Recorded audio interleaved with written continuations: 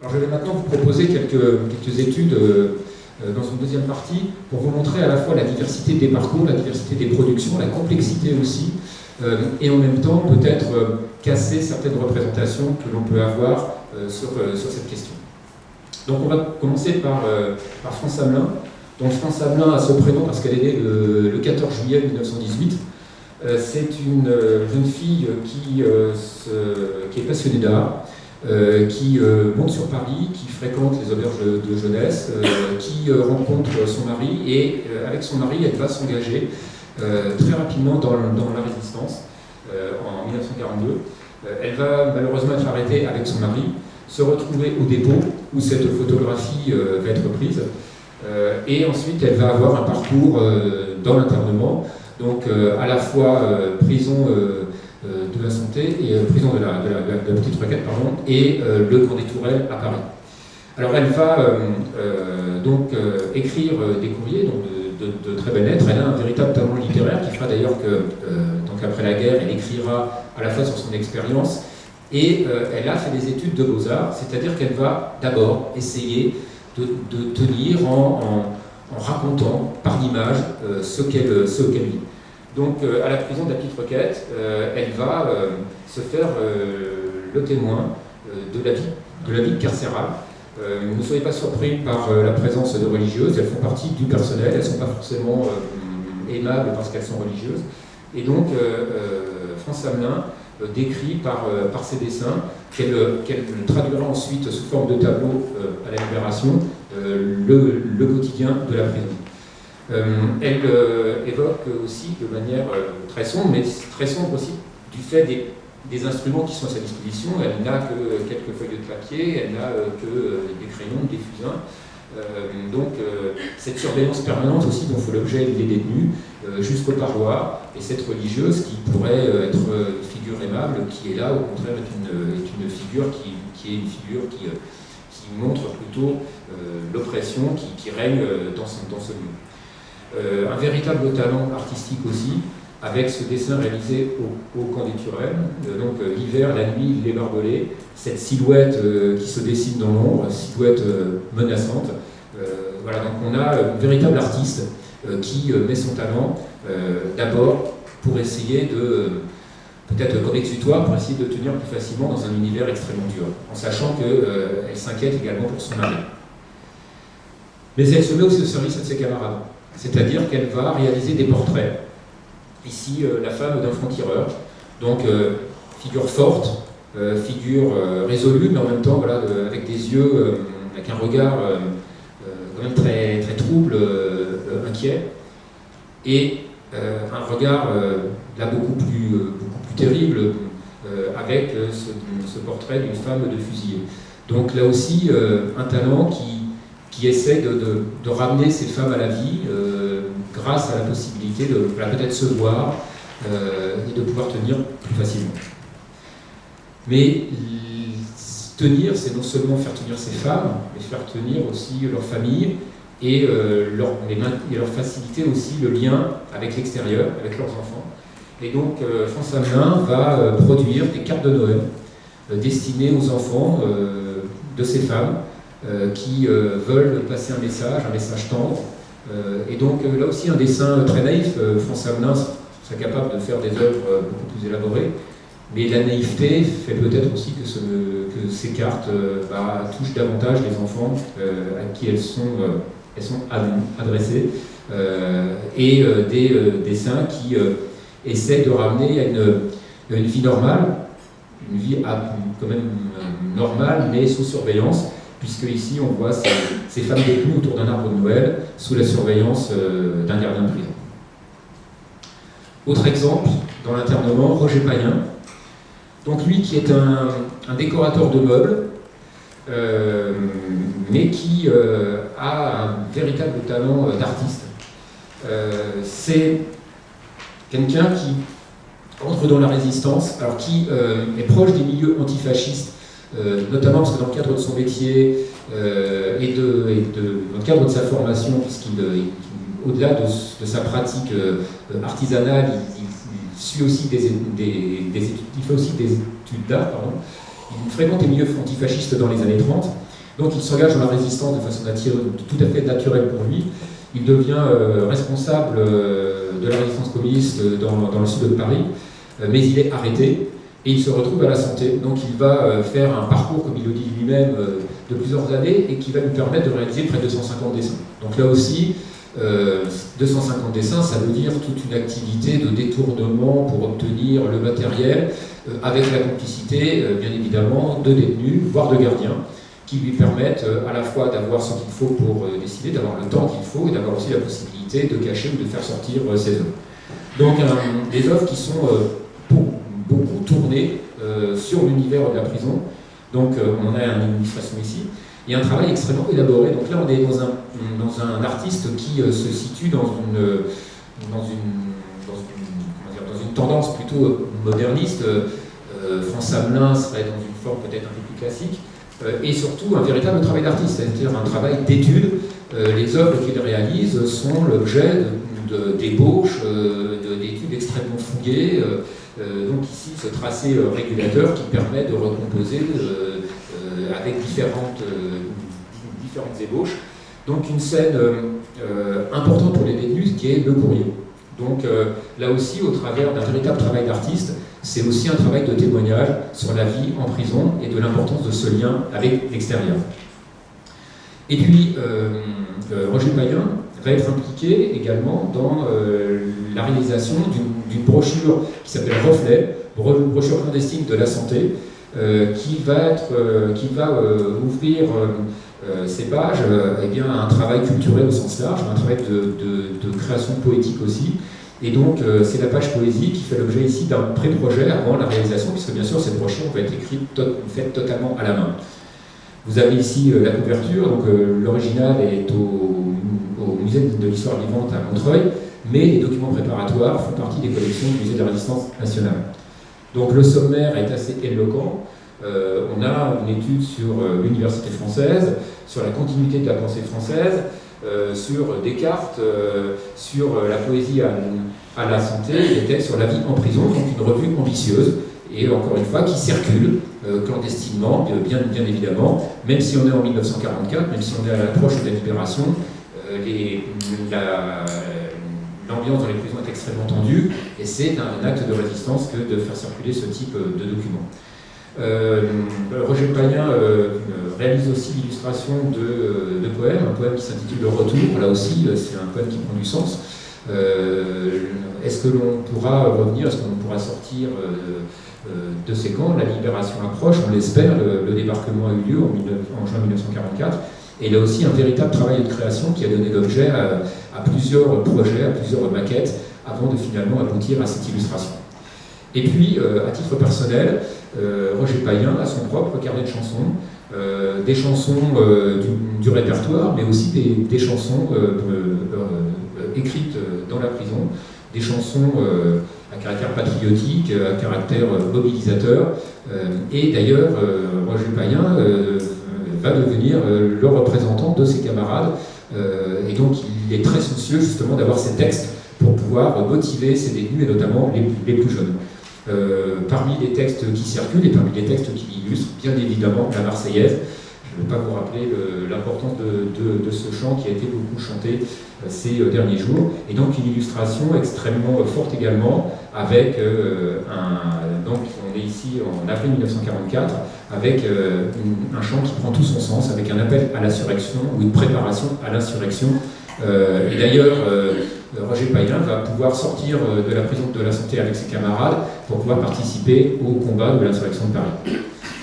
Autre parcours, ici toujours d'un résistant très impliqué parce que graveur dans le travail clandestin, notamment avec la fabrication de faux papiers, en gravant notamment des faux tampons.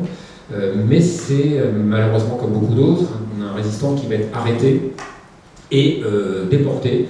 Donc, qui va passer par Compiègne, où va être réalisé sur une planche de bois ce portrait par Adrien Villebox, qui va saisir un homme très résolu avant donc son départ pour le Donc Pierre Provost va être déporté. Il va, comme d'autres, réussir à se procurer quelques feuillets. Il va tenir un carnet de notes, des journaux ou des journaux clandestins ou des carnets clandestins. On en a finalement récupéré pas mal. Beaucoup de détenus ont pu rentrer avec.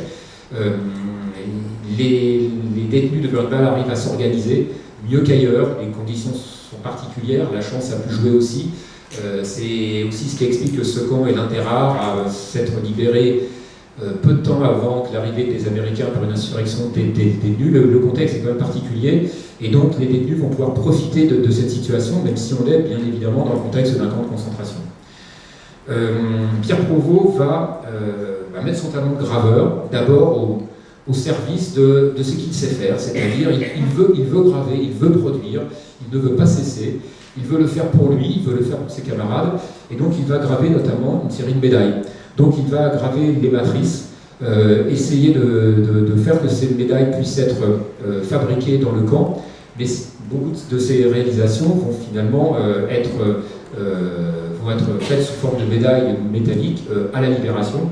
Et donc ici, cette médaille, n'oubliez jamais, le premier tirage se fait au camp en 1945, et le deuxième tirage au retour en 1946. Donc on a toute une thématique qu'on retrouve dans l'iconographie concentrationnaire aujourd'hui, les barbelés, la cheminée des crématoires, les miradors, et puis cette formule n'oublions jamais, que l'on va retrouver portée par les déportés à leur retour.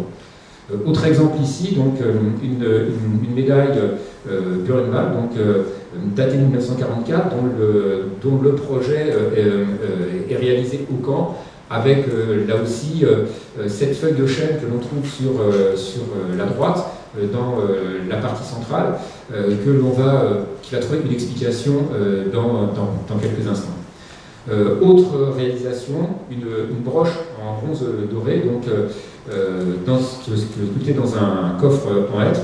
Donc un morceau, une creuse de fusil va servir de matière première pour fabriquer la boîte. Et puis, il se trouve que Pierre Provost est dans une usine qui travaille le métal, donc il va détourner une partie de ce matériel pour pouvoir réaliser cette broche. On voit apparaître notamment donc, le triangle caractéristique des déportés, et là encore cette fameuse feuille de chêne.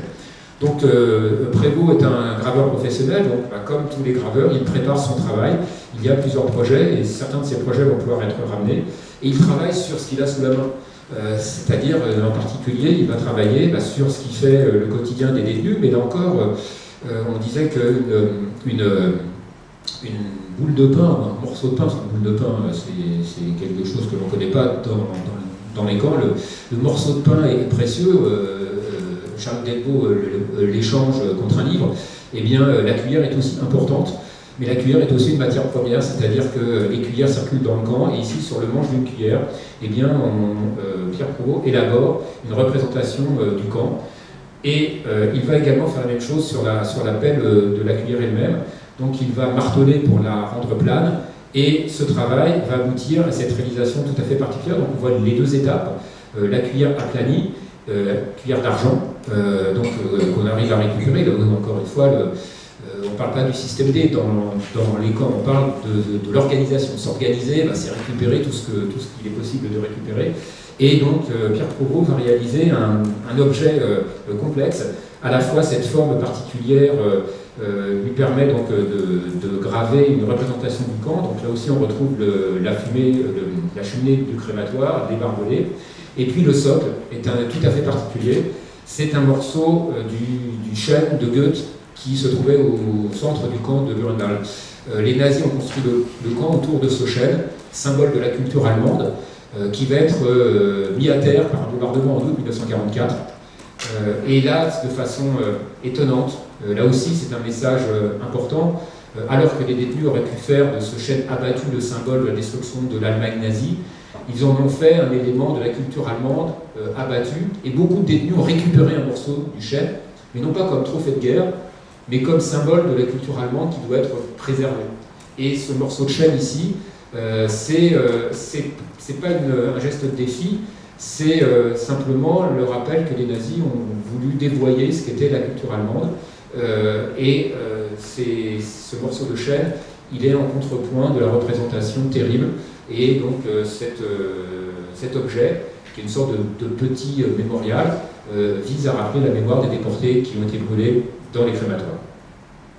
Dernier exemple, Boris Tasliski, donc là aussi un artiste reconnu avant la guerre, artiste engagé, artiste qui est proche du Front populaire, qui choisit des thématiques sociales, politiques, comme ici le jeudi des enfants d'Ivry, et qui se retrouve donc dans la résistance, arrêté en 1941, qui va se retrouver dans un premier temps à la prison d'Orient, alors qu'il va d'abord qui va connaître le camp de prisonniers de guerre à Melun, le front de Stalag de Melun, d'où il va pouvoir s'évader. Donc il rentre dans la résistance, il est arrêté, il va à Riom, et puis il se retrouve au camp de Saint-Sulpice-la-Pointe, dont il a été question tout à l'heure, et il va mettre son talent au service de ses camarades. Là aussi, les autorités du camp ne comprenant pas forcément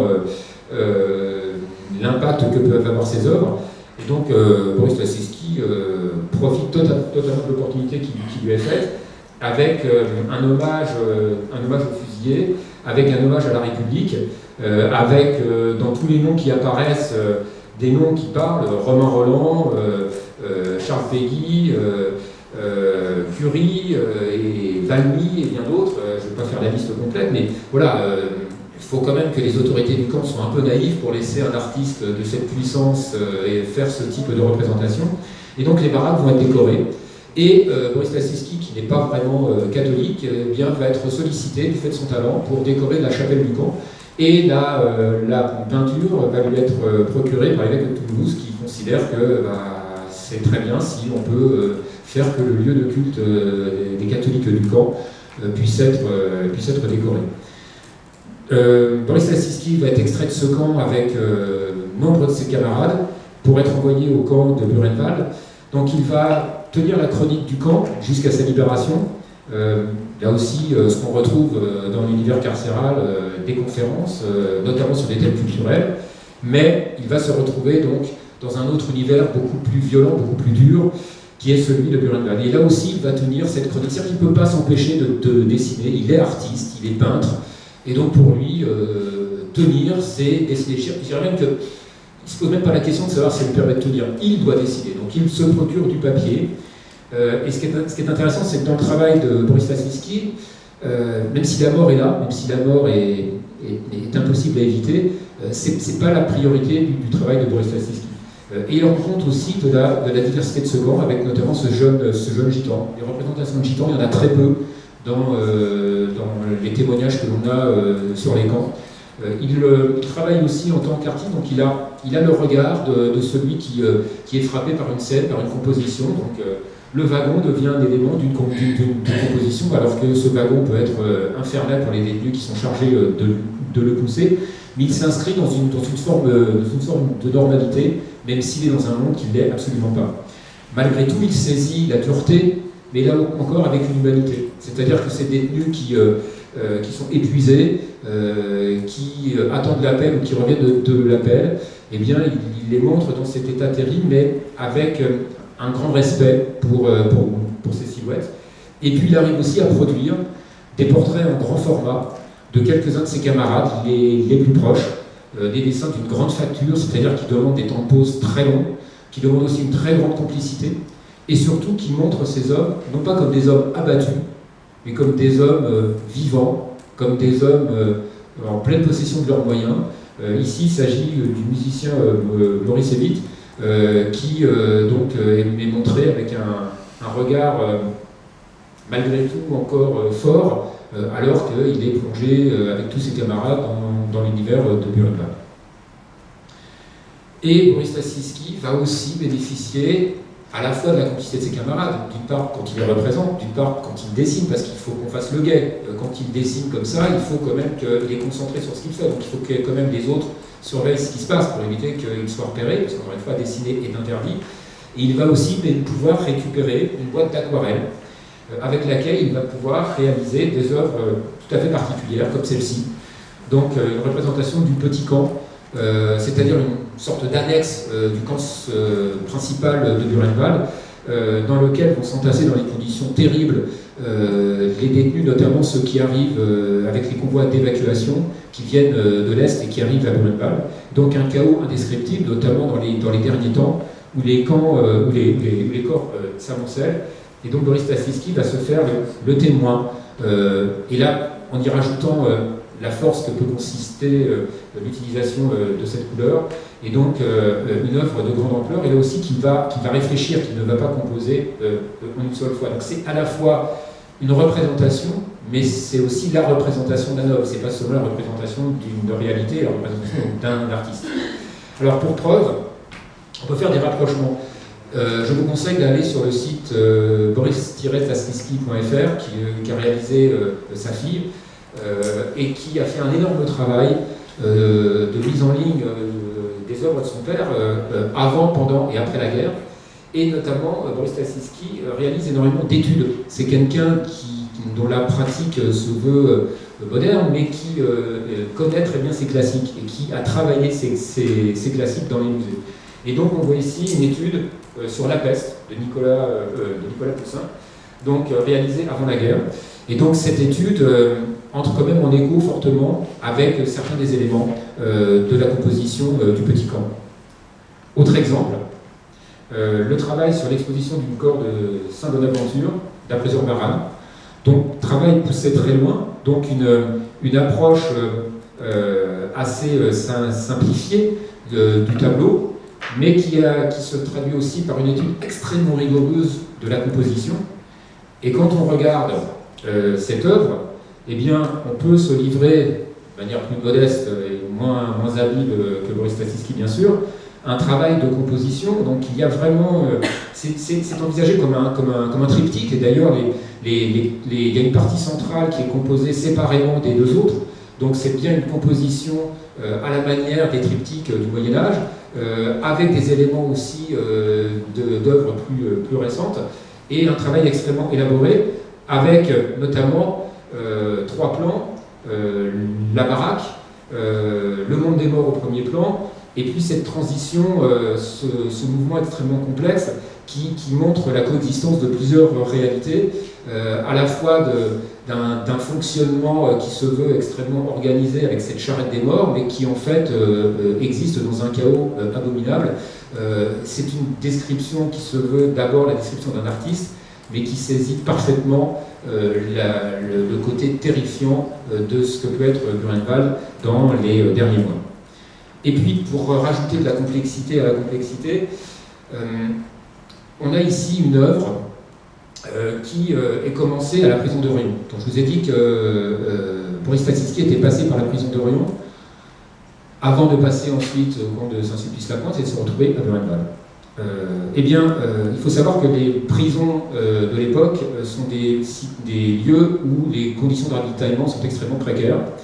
Et à Riom notamment, Boris Stassisky va se retrouver confronté à ce qu'on pourrait quasiment appeler une forme de famine des détenus, avec un amaigrissement extrêmement prononcé de beaucoup de détenus, et manifeste notamment à l'occasion de la pesée, où on pèse régulièrement les détenus pour savoir où ils en sont.